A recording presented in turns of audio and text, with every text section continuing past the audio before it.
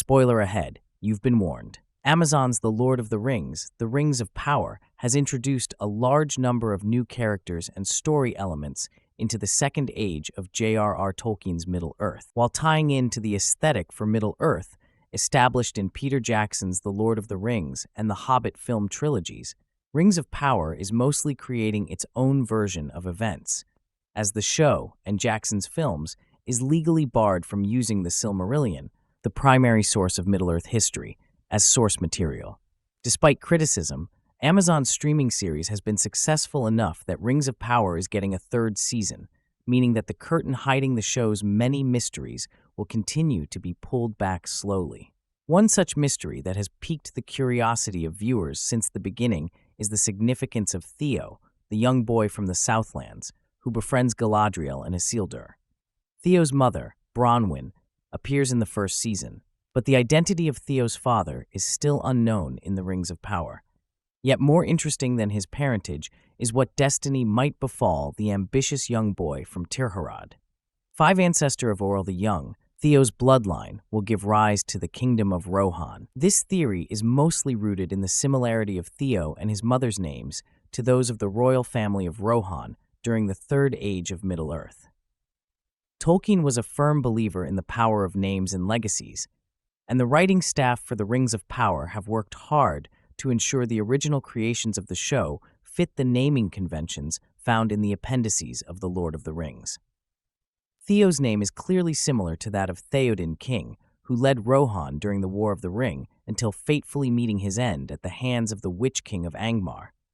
Theo's mother's name, Bronwyn, has the same suffix of that of Eowyn, daughter of Theoden, who slew the Witch-king to protect her father.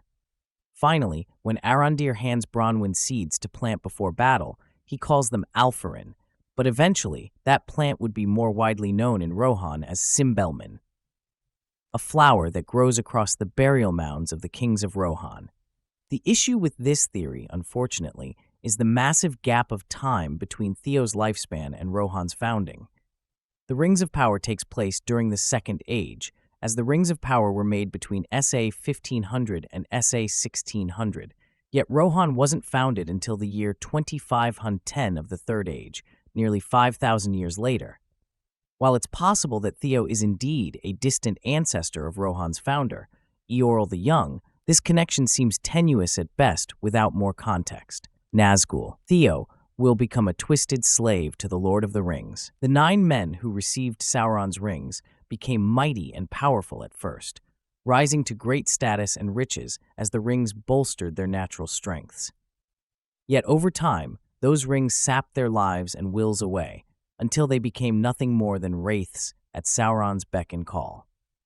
Tolkien's legendarium never gives specifics on the identities of the recipients of the 9, other than stating that only 3 of them were Númenóreans, although, as this is a Silmarillion detail, it may not prove relevant to Rings of Power. It is possible that Theo could eventually become a ringwraith, but as it is unlikely a child would wind up with one of the 9 rings, it seems unlikely that Rings of Power would take this narrative route without a time skip or something similar to show Theo first rising to some kind of power before falling under Sauron's sway. The Nazgul, in the timeline of the books, did not first appear until SA 2251, some 6 centuries after the forging of the rings. Witch-king of Angmar. Theo will become the leader of the Nazgul and scourge of the kingdoms of the Dúnedain. While this theory is fairly similar to the idea that Theo becomes one of the Nazgul in general, the specific prominence of the Witch-king within the narrative of The Lord of the Rings warrants further consideration. While all the ringwraiths were terrible and powerful servants of Sauron, it was their leader, the Witch-king, who was the most terrible of them all. Around TA 1300, the Witch-king founded the Dark Kingdom of Angmar in the far north of the Misty Mountains and worked tirelessly to destroy the remnants of the splintered kingdom of Arnor. Theo becoming one of the Nazgul would be a tragedy by any means, but his becoming the Witch-king would be particularly unfortunate. Rings of Power shows the young man constantly drawn to the idea of power and the trappings of darkness, and his status in Season 2 as the Lord of Pelargir, a Númenórean settlement that eventually becomes the major port city of Gondor, not only shows him on the path towards gaining that power, but also would further fuel the tragedy if he were to go from ruling a Númenórean city to eventually working to crush their kingdoms. To the Mouth of Sauron, Theo will become a fell mouthpiece of the Dark Lord.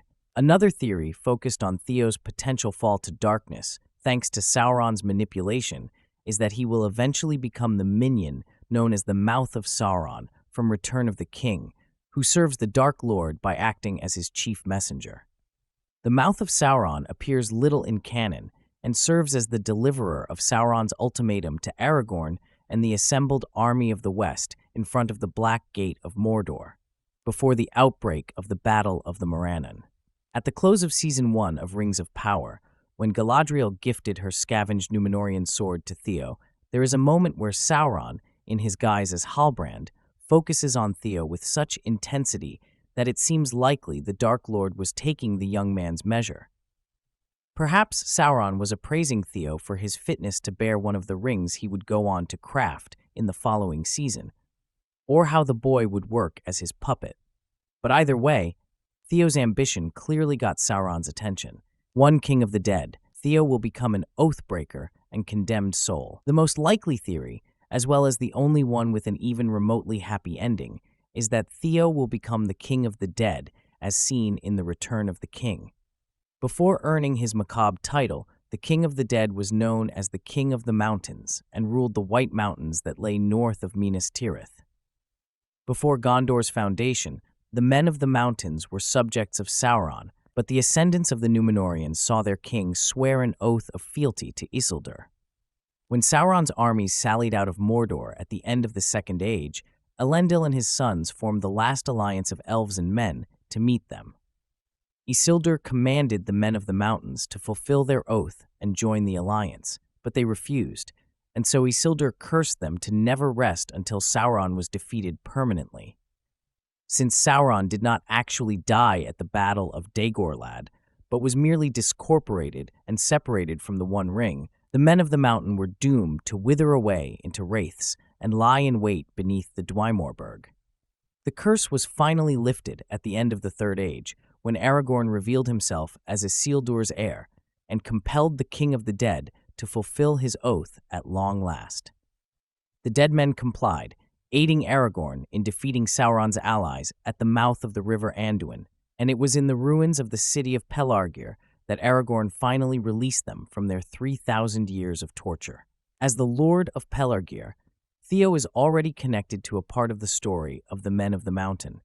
It's entirely possible Theo could gain more power and find himself taking up residence in the White Mountains in The Lord of the Rings, The Rings of Power.